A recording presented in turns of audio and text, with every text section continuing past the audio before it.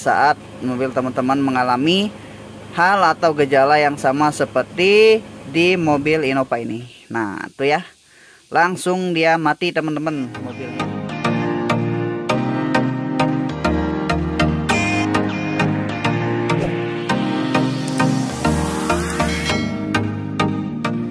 Assalamualaikum warahmatullahi wabarakatuh. Kembali bersama saya Iwan Setiawan di channel Papi Kembar Auto. Dan pagi ini jam 7.44 ya, tanggal 24, kita kedatangan mobil Innova dengan keluhan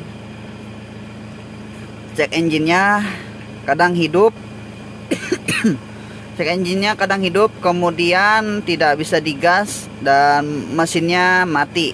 Nah teman-teman, jadi kalau kita kontaknya kita off kan, kita on kan lagi, dia mau hidup lagi teman-teman ya, normal lagi seperti biasa. Dan tidak lama mengulang seperti itu lagi ya teman-teman ya. Nah, untuk kerusakan ini kita gunakan scan ya. Kita sudah pasang scanner. Nih, sudah kita pasang scanner.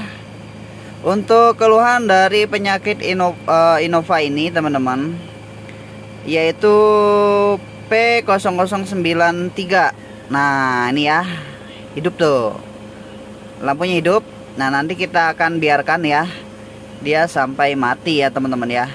Untuk keluhannya P0093 yaitu terjadi fuel leak pada sistem command railnya. Nah nanti kita akan lakukan pengecekan pada injektor ya, feedback pada injektor, kemudian pada rel, kemudian pada supply pom ya. Nah kira-kira seperti apa caranya? Ikuti terus channelnya Papi Kembar Auto teman-teman ya. Ini hanya sekedar cara, mudah-mudahan teman-teman semua bisa lakukan dan bisa menganalisa untuk kerusakan pada mobil teman-teman di rumah ya, atau pada saat mobil teman-teman mengalami hal atau gejala yang sama seperti di mobil Innova ini. Nah tuh ya, langsung dia mati teman-teman mobilnya.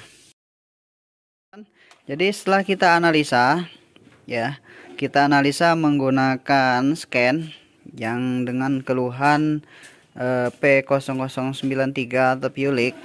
Nah jadi tidak bisa terpaku di data feedback ya. Jadi data feedbacknya itu sudah kita lihat di sini, itu nilainya di bawah 1 semua teman-teman ya. Jadi di sini nilainya itu 0, semua. Dan setelah kita analisa, kita bongkar injektornya dan kita bawa ya, kita tes di mesin testernya.